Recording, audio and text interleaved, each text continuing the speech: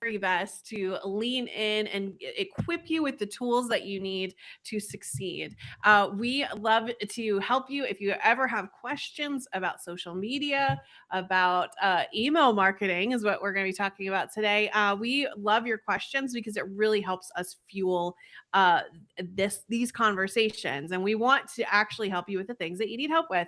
My name is Elizabeth Doss, and I'm a social media content creator and consultant, and I help brands and businesses repurpose longer form content into these bite-sized little nuggets that send people to your website, send people to your podcast.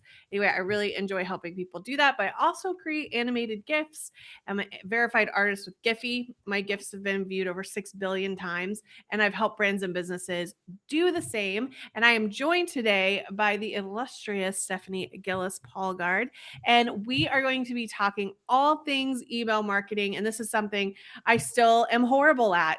Absolutely horrible. And yet Stephanie rocks this over and over again. So I'm super excited about digging in and being just like you over here, taking notes and asking all the questions. So I'm going to throw things over to Stephanie to introduce herself as well as get us started today. Okay, well, that was huge. That was a big intro. I'm not sure I can deliver, but let's give it a whirl. We're going to be pushing all the buttons over here. We're trying some new things during our conversations to kind of give those presentation note feels, so you can pay attention, drop comments, questions, and regardless whether you're watching on replay mode, you're joining us live, whether it's on LinkedIn, Riverside, YouTube. Welcome. I'm Stephanie Gillis-Paulgard. I am the founder, chief strategist of Take Roots Consulting. I have been working in this space for what feels like forever, and yet all brand new at the same time.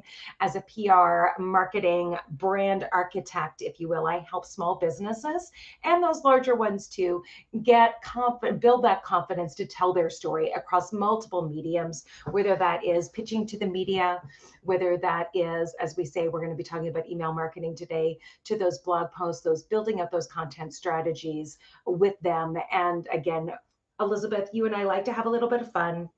So I'm going to apologize in advance if I already start messing things up, because as I understand it, I won't be able to see you, Elizabeth, when I start presenting. So we're going to give this a go. And if it doesn't work, well, listen, we'll just have the conversation. It's fine, because email marketing is a big one. And that's when I posted about what we were going to be talking about today, it was like, yeah, I know that this is a big topic and we're not going to get through everything that you need to know or try when you're doing email marketing. But if it's just the basics, right? Bringing it back to, well, why would you even have a list? Why would you start a list? I'm over here doing all the things on social media. You tell me to do all those things. People tell me to be on all the platforms. So why now do I need a list? The reality is very simple, that you yourself own your email list. And so what happens is we're on social media, and I don't know about you guys, but I have had experiences where, God forbid, Instagram's not working. All of a sudden people are losing their mind. They can't even do the scroll. They're not able to communicate. They may lose their followers. Your accounts may be hacked, regardless of if it's Instagram or another platform. And by having your own email list, you don't worry about that, because social media is like this free little rented space that we have. And your email list is this opportunity to grow a community, to nurture that community. And it allows you to build those direct connections.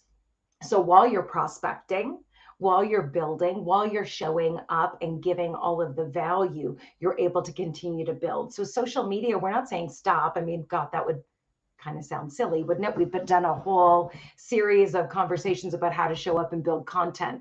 So that's not the purpose of this conversation today. It is simply that you need to be thinking about, well, listen, I don't show up regularly on social media. It's not my thing. I do a little bit of this, but I'm not so bad on the email front. And what does that look like for you? So when you own your list, you're able to, unlike social media, really be able to pick and choose when you constantly and frequently, this strong cadence are building in with your audience. Elizabeth, how are we doing so far? Are you able to see everything that I'm showing over here? Yes, I am. I am not able to Wonderful. find my own mute button, apparently. No, it's I all told good. It's all good. I So told again, Stephanie right? that the Yeah, fragrance of my life is hot mess these days. So like we that's my love it. signature perfume. So yeah, me Yeah. finding the mute button. No, this is great. And it's so true because we've had friends that have lost everything on like Oh when they've gotten kicked out of yeah. those social media platforms. And so trying to find the people again that had found you, if you could help that happen, then you'll do better. Anyway, back to you, Steph. Absolutely. And that's the truth. You spend so much time on social media as whether it's a small business owner or a brand that's really trying to get out there and grow their awareness campaigns and do all of that stuff. Well, if you're not converting them from social media to an email list where, again, you can nurture that relationship, you're missing out on an opportunity. So, one of the ways that you're going to be able to grow an email list, and people have probably heard these terms before, things like lead magnets, right? And what does that mean? Well, what's a lead magnet?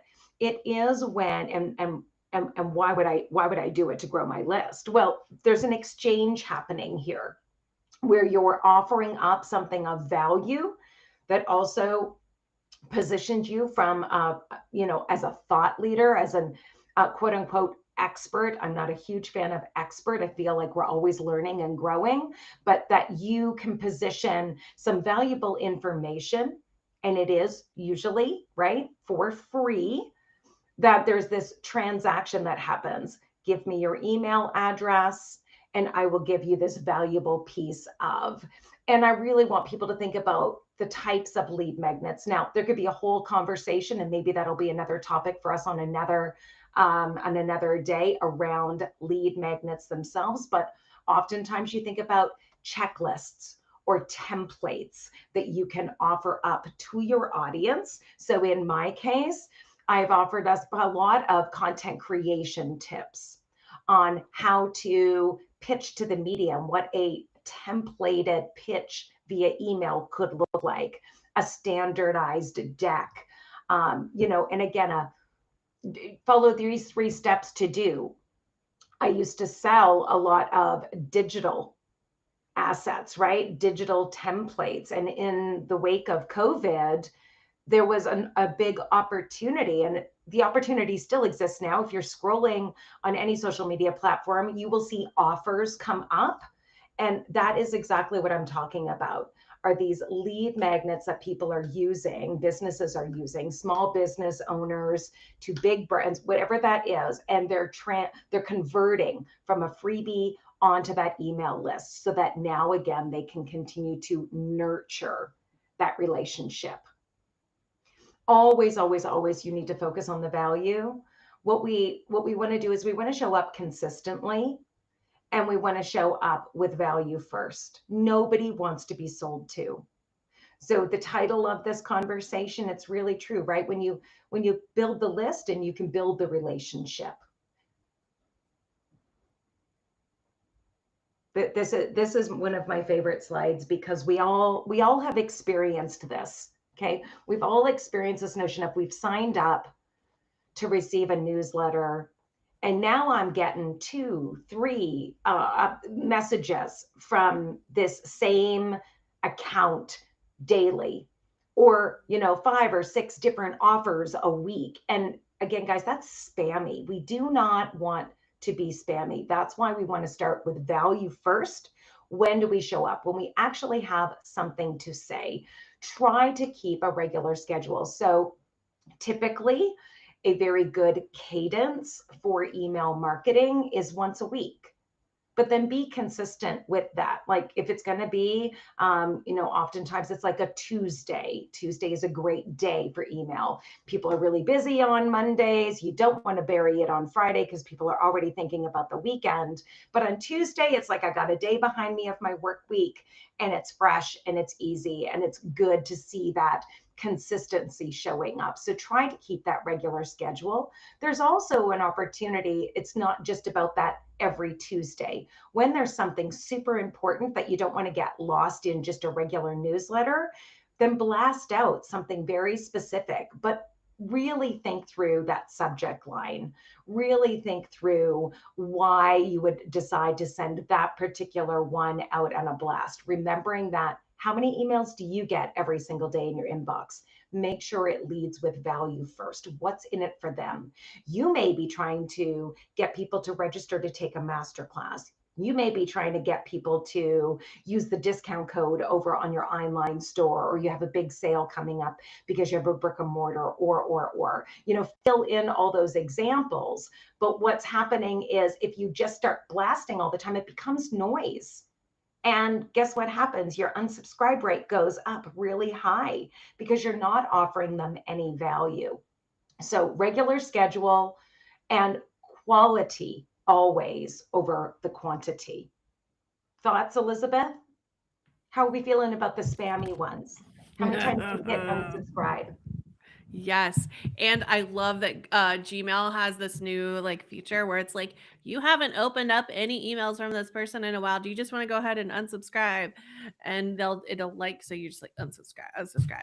And so it also lets you know, like, how much you're not reading it. But there are the emails that I look for that are interesting, that I want to open, that I learned something, like it's not just sell, but they're offering value, like you said. So anyway, I Right. am so thinking through how can I create content that people can't wait to open, That's Anyway. exactly it. And even if sometimes that value is the smile, the little joke that's shared, right? The lesson that's been learned, the don't do this, I tried it 5 times, but this is what I learned when I pivoted. It's all of that stuff that I'm like, oh, so again, find those people, um, even those competitors, if you will, that are still in your space, that are doing something maybe a little different, that allows you to stretch yourself and to learn, again, something new that you can add into your own toolkit. This is what I think is really important too, with email, in the sense of we're creating content all the time, or at least that's what everybody says that they're doing, or they're trying to do off the side of their desk, whatever the case may be. And you've got some stuff that's been performing really well. Or maybe you are a blogger, or you're a podcaster, or you're writing LinkedIn articles. Uh, Go ahead and repurpose those pieces of content into an email. Also think about that evergreen content, that content that's true to you regardless of what else is going on in the world. It's always going to be real and relevant to your audience. Use that in an email. And this, Elizabeth, I had to really throw out, because you taught me this so early on. Even for somebody like me who's been doing this for a long time, you get to learn new things from people in your community. And what you taught me was around the notion of gifts, and that they're not just fun ways to text your family members back and forth in the family chat, but that you can also embed these types of, different types of gifts, pardon me, into your email campaigns. And I was hoping that you could speak to that a little bit. Yes. So I was taking some notes, and I'm going to try to fly through this. So guys, put on your seatbelts, trays up, down. I don't know what you're doing. When we're taking off. Okay. Okay. So gifts and email. You may think, okay, all right. So adding a dancing banana or maybe another Schitt's Creek gift to my content. No, and one thing I wanted to point out is you are observing gifts in your email without even knowing it. Anytime you open up an email and something is changing color, let's say that sale sign is going, or maybe it's a department store and it's going through different outfits or shoes or whatever. Anytime you open up an email and something is automatically moving, changing color, growing bigger, smaller, those are not videos, those are gifts. And so it's put in there to draw attention to that particular area in your email, because If it's a video, you have to click on it to make it start. And so Mhm. that this idea of with gifts, they know that it's a short whatever, but you have with video you have to give permission kind of for it to play. But it's Mhm. a great place for humor, for getting attention, etc. One way I love to teach my clients, especially if they have YouTube videos, if they have longer pieces of content, is creating a gif of them talking. Take a clip Mhm. from your video and add a play button over top of it. And it could even be like a little animated play button, but create a gif of that and then hyperlink it to the full video. So it shows them click on this, but what they don't know is you have attached a hyperlink that when they click on it, it will take them to YouTube, it'll take them to the podcast, it'll take them to your website, wherever. You can actually even, Steph, create buttons like we've done on Instagram before, where you could create a button that says register and it's like Mm. blinking, register for this, but then when you go to post it, do a hyperlink to the registration page, so when they click that button in the email, it'll actually take them to where you want them to go. Another one is an email signature. You could have an animated one that's like, you know how people have like when I work with real estate agents, they have the little their picture and their name and stuff, but that little bit gets draws your attention to like the little business card basically that's at the bottom. And then one of the last ones I wanted to mention, when we were talking earlier about creating interesting content and the emails that I love to open, there's a watercolor artist that I love to follow, and I've mentioned her before on here, but she every Tuesday gives a tip Tuesday. So not only is she doing her normal newsletter, but I scroll down because she's showing us a watercolor technique, but it's in GIF form. So it's a very short 10 seconds or less, really quick tip for how to fix a mistake or for how to paint a bird or something like that. And it's just a GIF that's in there that loops within that content. So it makes me always want to go open her email because I know I'm going to learn something there. And then she tacks in stories and also the courses that she's selling and other stuff like all around it. So you can use it as a tutorial. In fact, on this will be my last thing before I hand it back to you, Steph, is Dell computers. Like, and this was years ago, but they had a computer that was also a tablet, and they were trying to explain that where it opens, but it flipped, and you can make it flat, and you can write on it. Mhm. And they weren't getting any people buying it, and so they were like, "Well, what if we showed how it worked rather than just um and so they did a gif of it. It was like a motion, like a stop motion thing where it showed it Mhm. opening and then it flat and it turned over, and it was this gif that they added to their email campaign. But because they could show what it did and not just try to explain it, they saw like a 300% increase in that, and they could see how that had been shared. And like, anyway, they had all this information in and around the idea that when they added the visual component that was animated within, they got a lot more response out of it. I'll try to find, there's a whole article like written about that particular one. But those are just some ideas for how to use the gifts. Now, really quick on how to actually implement them. I don't know what email type of thing you're using, or if you're using an email like newsletter blast service like MailChimp or something else like that. But one of the easiest ways to add gifts is to go to a place like Giphy.com, and in the share section on any GIF, you can find the link to it. And when you say add of image, you can copy and paste the link of the GIF into the email setup as an image, and it will pull it Mhm. from that website. Or I have actually gone and added the Chrome extension, Stephanie, for Giphy Oh to yeah. my Chrome account. And so now in Gmail itself, I have at the bottom where it's like where you have like the formatting stuff, the bold, the fonts, the like all that stuff. I have a little GIF icon in my Gmail.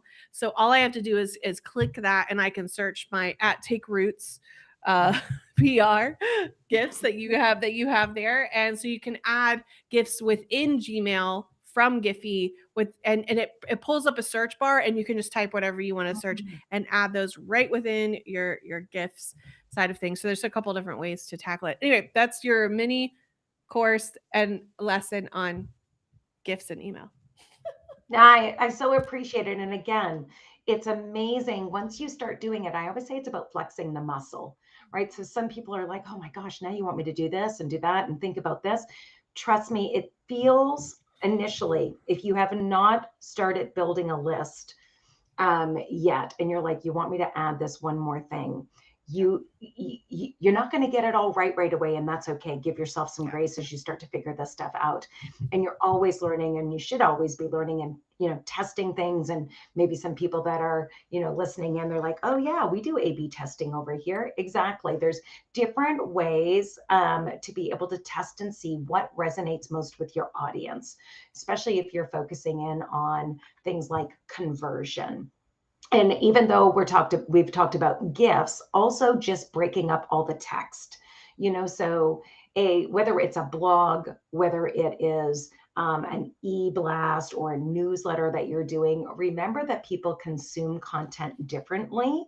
And that you can always be hyperlinking those pieces within, which will really help you understand the types of content that people are resonating with, and that you can start to create more of that. All right.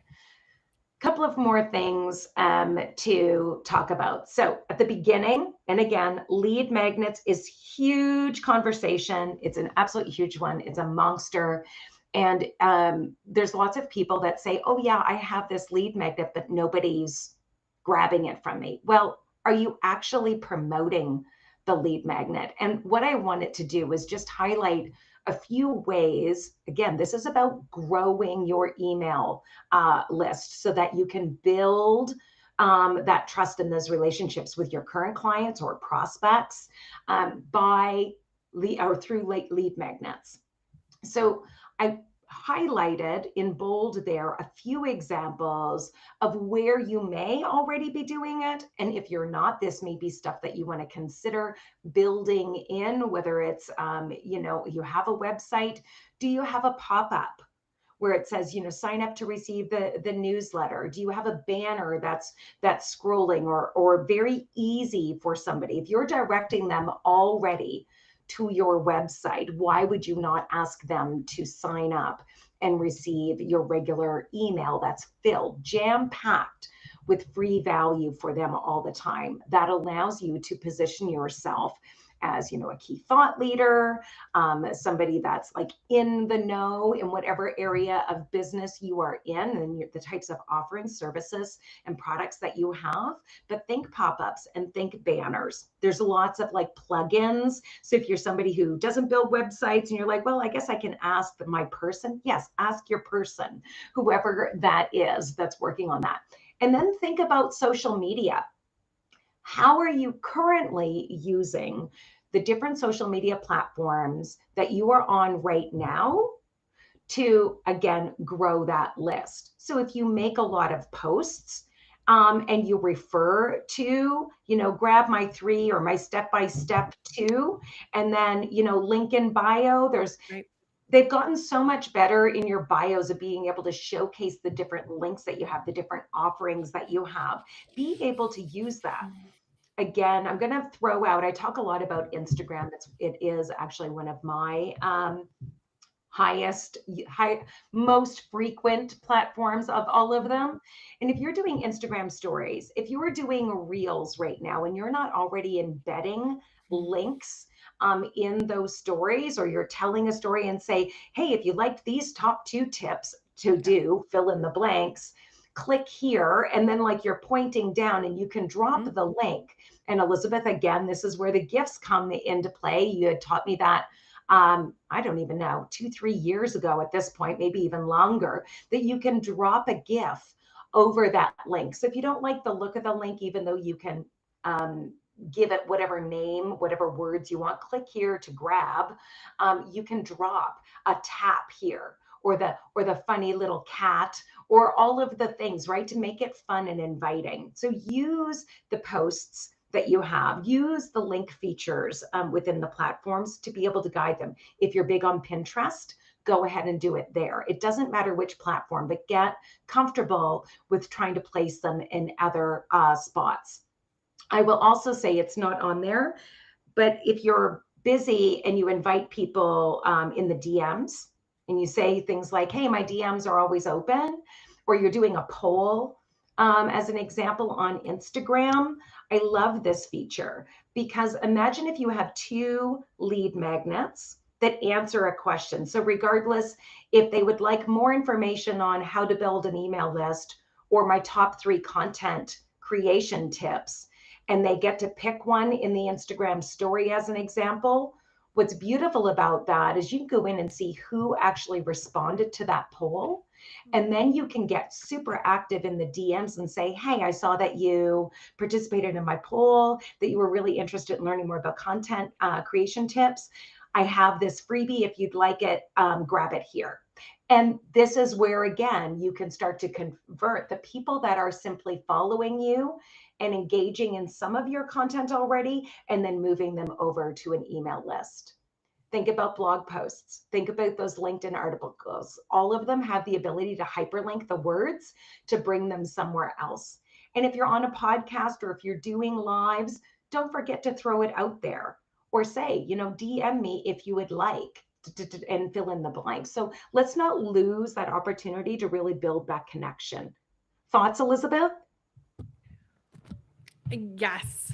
Yes, yes, All yes, the on all thoughts. the thing, all the thoughts, because I mean, it is about this weaving together a tapestry that builds a strong connection with people. Mm-hmm. And so they're seeing the touch points online. Now you're in their email, now they're in these places. So when they have need of it, they know what you offer, they know Mm-hmm. your services, they can point people towards you, but it's this letting people know. We've talked about this before. If you don't tell people what you do or what you offer, like maybe that should be the show for next week, is like, are you doing, sir, you need to do posts about your services. And that's what, like with these emails, you can really drill down in a way that you can't necessarily in a 30-second reel. And so anyway, you can get real in your emails when you can't get real in your reels.